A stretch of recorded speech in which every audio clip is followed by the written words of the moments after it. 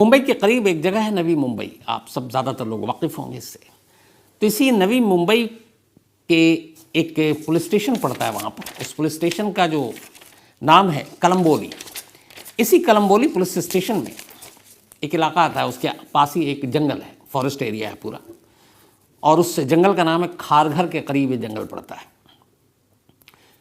6 जनवरी से 15 जनवरी, 6 जनवरी से 15 जनवरी तक नवी मुंबई की एक special police team, fire brigade, CIDCO, आम लोग, फॉरेस्ट डिपार्टमेंट सुबह 8 बजे इस जंगल में पहुंच जाते हैं और शाम 8 बजे तक इस जंगल में एक ख़ास चीज़ तलाशते। लगभग 7-8 दिन हो गए लेकिन वो चीज़ मिली नहीं, और वो चीज़ थी एक पहेली, एक कोड, जिसका जवाब उसी जंगल से मिलना था। लेकिन उस जंगल में कहाँ पे ये किसी को पता नहीं था। अभी जो पुलिस तलाश रही थी वो चीज़ जो थी वो एक कोड था, और उस कोड के बारे में ये पता नहीं था कि वो कोड है क्या चीज़। मतलब कोई जगह का नाम है, किसी इंसान का है, किसी सामान का है, या फिर असल में उसकी असलियत क्या है, तो ये पुलिस को मालूम ही नहीं।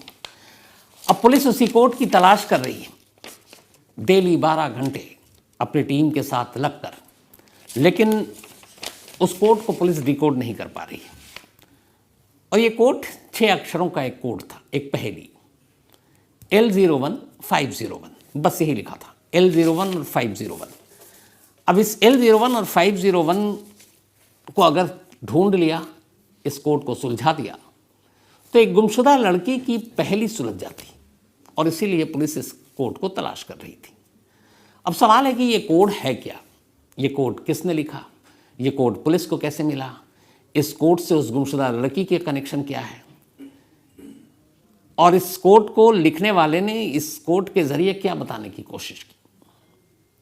अब ये पूरी एक पहेली थी। इस पहेली की पूरी कहानी को समझने के लिए 12 दिसंबर 2023 में हमें जाना होगा।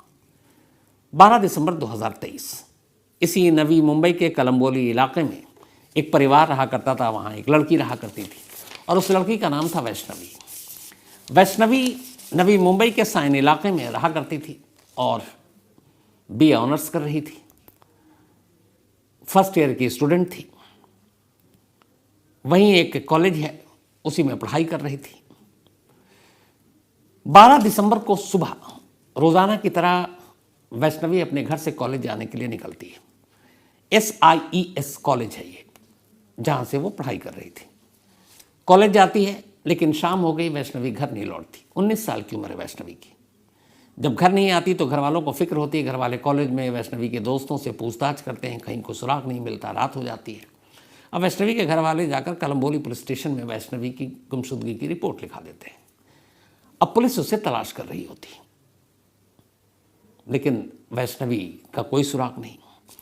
इसी दौरान सेम 12 दिसंबर को इस कलम्बोली पुलिस स्टेशन से कुछ दूरी पर एक दूसरे पुलिस स्टेशन के तहत एक जोईनगर रेलवे स्टेशन है, वहाँ के रेलवे ट्रैक पर एक लड़के की लाश मिलती। उम्र यही कोई 24-25 साल होगी। कुछ चश्मदीदों ने बताया कि वो लड़का एक ट्रेन के आगे खुद ही कूद गया। तो GRP यानी कि जो रेलवे पुलिस है, लाश को उठाया, पोस्टमार्टम किया, फिर लड़के के कुछ ID वाईडी से पता चला उसका पता। उन्होंने घर वालों को इन्फॉर्म किया, बॉडी सौंप दी, उसका अंतिम संस्कार हो गया।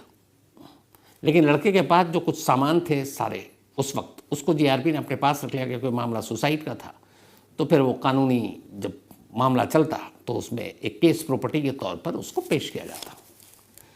तो 12 दिसंबर को वैष्णवी गायब हुई। 12 दिसंबर को उस जगह से लगभग 15 किलोमीटर दूर एक नौजवान की लाश मिली रेलवे ट्रैक पर। लेकिन इधर कलम्बोली पुलिस स्टेशन को इस बारे में कोई जानकारी नहीं। अब इधर वैष्णवी की तलाश जारी है, लेकिन धीरे धीरे वक्त बीत रहा है और वैष्णवी का कोई सुराग नहीं मिल रहा है।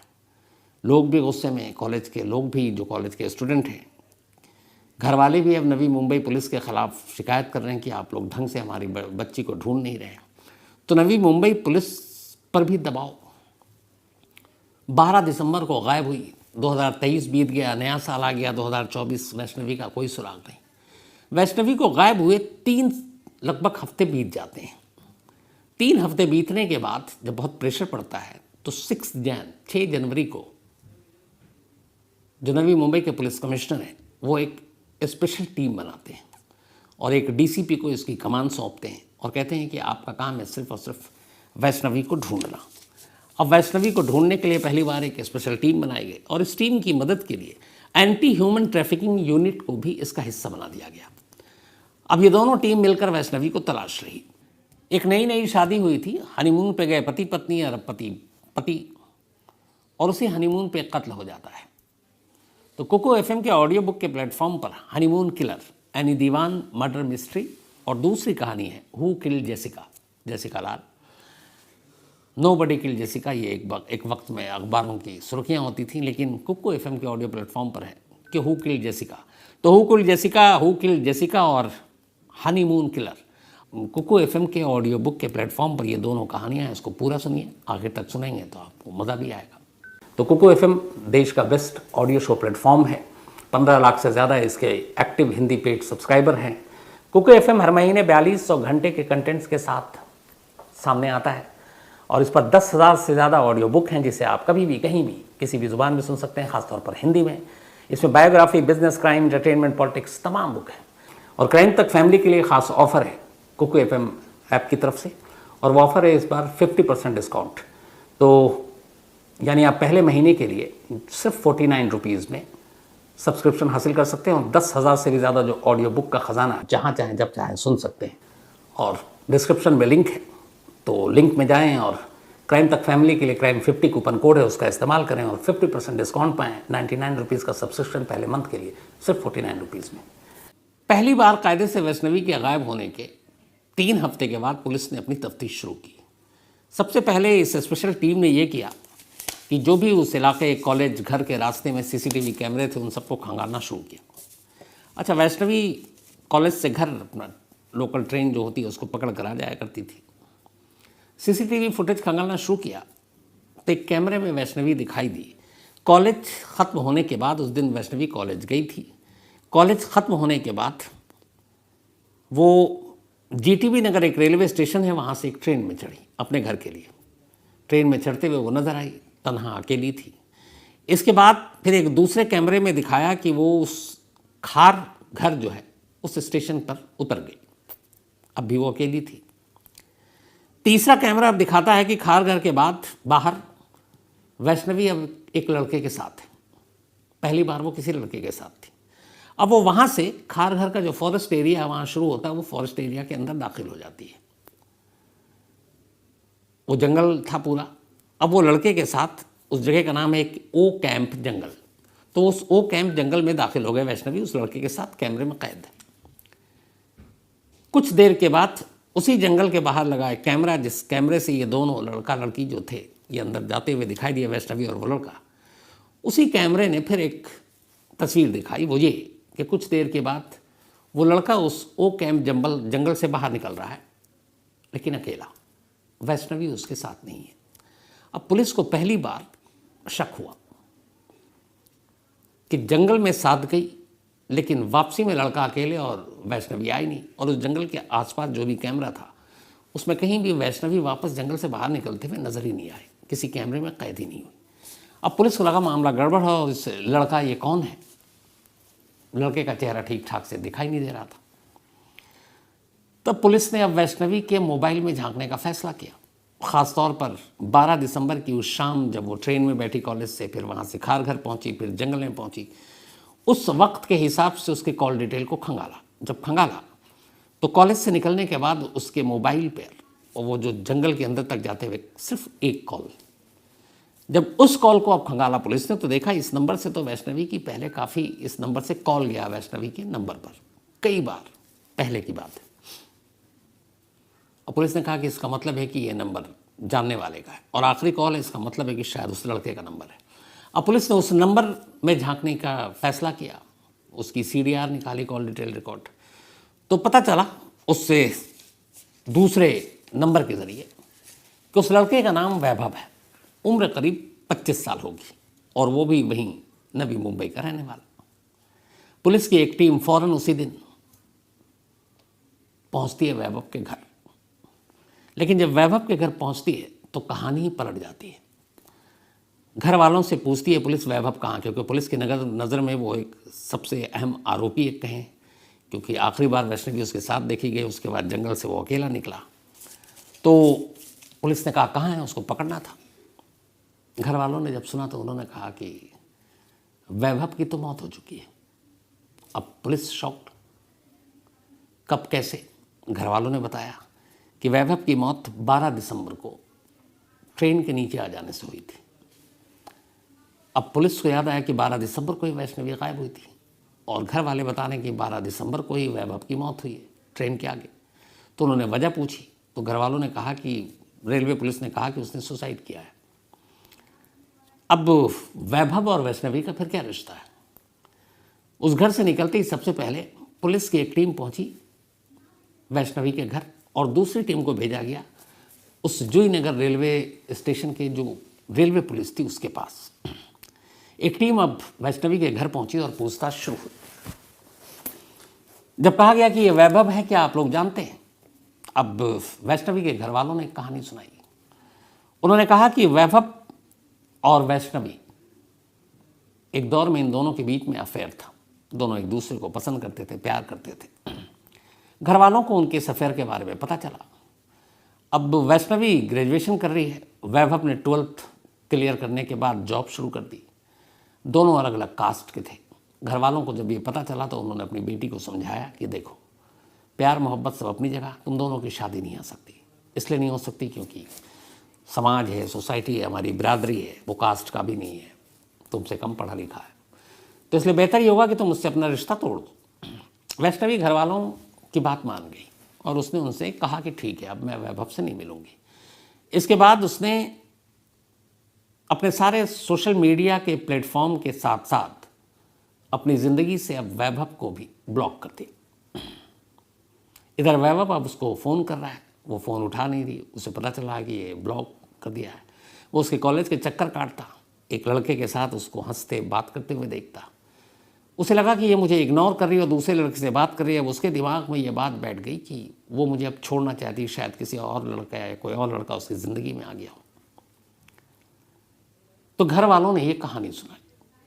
अब उधर पुलिस की टीम, जो दूसरी टीम थी, वो उस जूहीनगर स्टेशन पहुंची और रेलवे पुलिस से जाकर पूछा कि 12 दिसंबर को एक लड़के ने सुसाइड किया था रेलवे के आगे कूद कर, ट्रेन के आगे, जिसका नाम वैभव है। तो क्या केस है? रेलवे पुलिस ने सारी फाइल निकाली, डिटेल बताया। अब पुलिस ने कहा कि उसके कुछ सामान भी मिले आपको। उन्होंने कहा कुछ सामान था जो हमने केस प्रॉपर्टी के तौर पर अपने मालखाने में रखा हुआ है। उन्होंने कहा हम एक और केस की तफ्तीश कर रहे हैं और उसके लिए हमें ये सामान की ज़रूरत है। रेलवे पुलिस ने लिखा पढ़ी के बाद वो सामान नवी मुंबई पुलिस की स्पेशल टीम के हवाले कर दिया। जब उस सामान को देखा गया तो उसमें एक काम की चीज़, एक मोबाइल फ़ोन था। अब पुलिस ने इस मोबाइल को देखा, मोबाइल लॉक था। आजकल हर लोग मोबाइल पे कुछ ना कुछ अपना वो लॉक करके ही रखते हैं। अब पुलिस ने अपने एक्सपर्ट्स के ज़रिए उस मोबाइल को अनलॉक कराया। जब अनलॉक कराया तो सबसे पहले मैसेज बॉक्स में गए। जब मैसेज बॉक्स में पुलिस गई तो पहला मैसेज जो पुलिस को मिला, उस पहले मैसेज पे लिखा था, मैंने वैष्णवी की हत्या कर दी है, उसकी लाश खारगर के ओ कैंप के पास पड़ी है, कोड है L01501।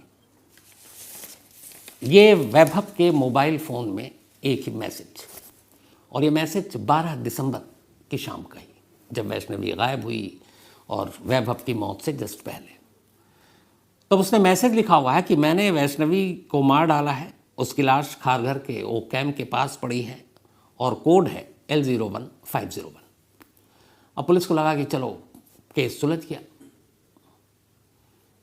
पुलिस की एक टीम फौरन खारघर के उस ओ कैंप जंगल में भेज दी जाती है। ये बात है 6-7 जनवरी की आसपास की। अब वहाँ ओ कैंप के पूरे जंगल की तलाशी ले ली गई, कोई नहीं मिला। पुलिस को लगा और लोगों को लगाया जाए। अब पुलिस ने और लोगों को लगाया। इधर पुलिस की एक टीम कह रही मैसेज तो सब पढ़ा समझ में आ रहा है, ये L01 और 501 कोड क्या है। अब गूगल के थ्रू बाकी जो एक्सपर्ट हैं कोड डिकोड करने में, उनकी मदद ली गई कि ये क्या हो सकता है, किस चीज़ का पता हो सकता है, किसी का नाम हो सकता है, किसी का शॉर्ट फॉर्म हो सकता है। पर ये कोड डिकोड ही नहीं हो रहा है।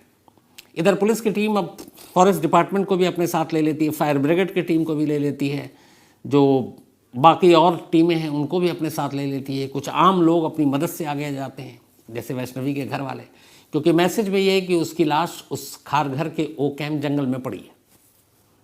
कोड है 01501। इसी के बाद 15 जनवरी तक सुबह 8 बजे से लेकर रात 8 बजे तक दर्जनों लोग इस खारघर के ओ कैम्प जंगल की छान मारते रहते हैं। डेली 12 घंटे अंधेरा, जैसी उजाला होता जंगल में पहुंच जाते हैं, अंधेरा होता जंगल से बाहर निकल आते हैं, लेकिन वैष्णवी की लाश ही नहीं मिल रही है। अब बीच में ये भी हो रहा है कि कहीं ऐसा तो नहीं है कि पुलिस को उसने गुमराह किया है, वैष्णवी जिंदा हो। ये भी है कि अब कहीं ऐसा तो नहीं कि सुसाइड किसी और लड़के ने किया और उसने अपने आप को दिखा दिया। लेकिन रेलवे पुलिस ने अक्लमंदी की थी कि वो उस लाश की तस्वीर उसवीर सब ले रखी थी। वो तस्वीर, उसके कपड़ों से घर वालों ने पहचान की थी कि वो वैभव है। तो ये भी था, लेकिन अब हर चीज़ पर शक करना पड़ता है। अब पुलिस तलाश कर रही है, मिल नहीं रही। महीना गुजर गया, 12 दिसंबर को गई थी, 12 जनवरी आ गया, फिर भी अब लाश नहीं। इधर घर वालों को ये भी है कि ये मैसेज मिला उनकी, मतलब अब ये कि उम्मीदें भी ख़त्म हो गई, लेकिन एक हल्की सी उम्मीद जिंदा है कि मैसेज गलत हो जाए और वैष्णवी जिंदा लौट आए। करते करते आखिरकार 16 जनवरी की तारीख आ गई। लगातार 7-8 दिन तक जंगलों के खाक मार लिए, 12-12 घंटे डेली, कुछ हुआ नहीं। फिर नवी मुंबई की पुलिस की टीम को लगा कि ये लाश तब तक नहीं मिलेगी जब तक इस कोड को डिकोड न कर लें। ये कोड नहीं, पहेली है, और इस पहेली को बूझ लें तो शायद वैष्णवी का सुराग मिल जाए। अब पुलिस 16 जनवरी को अचानक हर जगह का हैकर, फॉरेस्ट डिपार्टमेंट के लोग सामने हैं। तो फॉरेस्ट डिपार्टमेंट के एक कर्मचारी से एक पुलिस वाला कहता है, यार बाकी तो ठीक है, वो कैम्प जंगल में ये लाश उसने लिखा है, हमने तो सारा ढूंढ मारा, ये बताओ ये एक मैसेज में कोड लिखा था, ये कोड क्या हो सकता है? उसने कहा क्या है कोड? उसने कहा L01501। Fire brigade forest department के उस कर्मचारी ने पूछा फिर से बताओ कोड। उसने कहा L01501। उसने कहा चलो मैं बताता हूँ। फॉरेस्ट डिपार्टमेंट का वो कर्मचारी उन पुलिस वालों को अपने साथ जंगल के अंदर ले गया, एक जगह रुका और बोला ये रहा L01501। अब कोड के हिसाब से, अब मैसेज के हिसाब से लाश यही होनी चाहिए। फ़ौरन सारे लोग ढूंढते हैं और वहीं एक पेड़ के करीब एक बेहद, मतलब महीना से ज़्यादा हो चुका था, एक बुरी तरह से सड़ी हुई लाश मिलती है। लाश के कपड़े अब भी जिस्म पर थे। उन लाश के कपड़ों से, चूँकि पुलिस जब वो गुमशुदगी की रिपोर्ट लिखाई थी तो उसका हुलिया, कपड़े क्या पहने थे, सब दर्ज था। उन कपड़ों से अंदाज़ा हो गया कि लाश वैष्णवी की है। फ़ौरन लाश उठाकर अस्पताल ले जाया गया, वैष्णवी के घर वालों को बुलाया गया। कपड़े देख कर ही वो रोने लगे। उन्होंने कहा ये वैष्णवी है। लाश मिल चुकी थी, पहेली सुलझ चुकी थी, लेकिन इस पहेली को सुलझने में इतना वक्त लग गया। अब सवाल है कि ये क्या चीज़ थी जो फॉरेस्ट डिपार्टमेंट ने कहा और जिसको ढूंढने के लिए 7-8 दिन से पूरे जंगल के खाक मान रहे थे, और उसने सिर्फ कोड सुना और उसने कहा चलिए, और एकदम उसी जगह पर ले गया जहाँ पे लाश पड़ी थी। दरअसल ये कोड कुछ और नहीं था। L01501 खारघर के ओक कैंप जंगलों के एक पेड़ का नंबर था। हर फॉरेस्ट में, हर जंगल में जैसे जानवरों की गिनती होती है, पेड़ों की गिनती होती है, और हर पेड़ पे कई जगह आप देखेंगे पेंट होता है, नंबर लिखे होते हैं, ताकि उन नंबरों के हिसाब से पेड़ों की गिनती हो और पेड़ों को कोई काट ना सके। ये फॉरेस्ट डिपार्टमेंट के लोगों की जिम्मेदारी होती है। तो हुआ ये जो पूरी कहानी है कि 12 दिसंबर को वैभव वैष्णवी को फ़ोन कर रहा था, उसका पीछा कर रहा था। जब वो स्टेशन पहुंची तो फिर उसे खारघर के पास वो मिला और उसने कहा चलो तुमसे आखिरी बार बात करनी है। उसने भी कहा चलो। उसके बाद वो उसे जंगल में ले गया। उससे पहले भी ये लोग, वहाँ बहुत सारे लोग आते थे घूमने के लिए वो कैंप के पास, बट वो अंदर तक गया बात करते करते। फिर उसने उससे कई बार कहा कि मैं तुमसे प्यार करता हूँ, तुमसे शादी करना चाहता हूँ। वैष्णवी ने साफ कह दिया कि देखो मेरे घर वाले तैयार नहीं और हमारी शादी कभी होगी नहीं। इस बात से वैभव को गुस्सा आया और उसने वैष्णवी की गला घोंटकर हत्या कर दी। हत्या करने के बाद उसे लगा कि चूँकि वो गुस्से में था, फिर उसने लाश वहीं छोड़ दी। जब वो वापस लौटने लगा तो उसने देखा कि जहाँ पर उसने लाश रखी है उस पेड़ पर लिखा हुआ है L01501। उसने वो अपने मोबाइल पे सेव किया नंबर, बाहर निकला जंगल से, बेसुध स्टेशन की तरफ गया, रेलवे ट्रैक के किनारे खड़ा हुआ। फिर उसने एक मैसेज टाइप किया कि मैंने वैष्णवी को मार डाला है, उसकी लाश खारघर के ओ कैंप जंगल में पड़ी है, कोड है L01501। ये कोड उस जंगल के पेड़ का एक नंबर था। और उसके बाद वो ट्रेन के आगे कूद गया। तो ये थी एक तरफा कहें इस इश्क को या क्या कहें मालूम नहीं, लेकिन हाँ, नवी मुंबई के लिए एक अजीब पहेली थी। एक कोर्ट जिसमें एक लड़की की गुमशुदगी, एक कोर्ट जिसमें एक लड़की की लाश, और एक कातिल जो खुद कोर्ट छोड़कर गया और पुलिस को बता रहा, क्योंकि उसने ये नहीं छुपाया कि उसे मालूम था कि अब कानून उसका क्या करेगी, क्योंकि तो मर चुका है, वो मरने जा रहा है। तो उसे समझ में नहीं आया कि जंगल में कहाँ। अब आप किसी जगह पर जाते हैं तो आप बताते हैं ना कि फलाने जगह पे, उस जगह पे उसके एक कोई साइन बोर्ड होता है, या तो उसकी नज़र में उस जंगल में सिर्फ जंगल ही था, पेड़ ही पेड़ थे। तो उसे कुछ समझ में नहीं आया, तभी उसकी नज़र उस पेड़ के नंबर पर पड़ी L01501, और उसने वही नोट किया और इसीलिए उसने वो कोड लिखा ताकि पुलिस उस जगह पर पहुंच सके। लेकिन कमाल ये है कि पुलिस उस कोड को समझ ही नहीं पाई। अगर फॉरेस्ट डिपार्टमेंट के लोगों को पहले ही इस कोड से आगाह कर दिया जाता तो हो सकता है इतनी मशक्क़त न करनी पड़ती और वैष्णवी की लाश का पता, सुराग पहले पता चल जाता है। कई बार ऐसा होता है, जैसे मैं आज ऑफिस में इसी स्टोरी पे डिस्कशन हो रही थी, तो बात जैसे आप कभी मॉल जाते हैं या कहीं, तो बहुत सारे आप पार्किंग में जाते हैं, तो बेसमेंट में पार्किंग, बेसमेंट 1 2 3 PT501, ये वो पार्किंग का आपका स्लॉट लिखा होता है। कई बार ऐसा होता है, मेरे साथ 2-4 बार हो चुका कि मैंने जहाँ गाड़ी पार्क की मैं नंबर ही भूल गया, सिर्फ इतना पता है कि हाँ ये बेसमेंट 3 है, 2 है, 1 है। तो बड़ी मुश्किल से गाड़ी मिली। तो उसके बाद एक आदत हो गई है कि जहाँ आप गाड़ी पार्क करें, एक मोबाइल से अपना उस नंबर को मैं कैद कर लेता हूँ कि अच्छा ये है P105, तो पता चल जाता है आपको कि हाँ गाड़ी कहाँ पार्क की है। तो शायद वैभव ने यही काम किया था, लेकिन ये कोड बन गया, एक ऐसा कोड जिसको इतने दिन तक कोई सुलझा नहीं पाया, और आखिर में फॉरेस्ट डिपार्टमेंट के लोगों ने इस केस को सुलझा दिया क्योंकि उन्होंने इसके कोड को डिकोड कर दिया था। तो ये थी आज की कहानी, लेकिन कहानी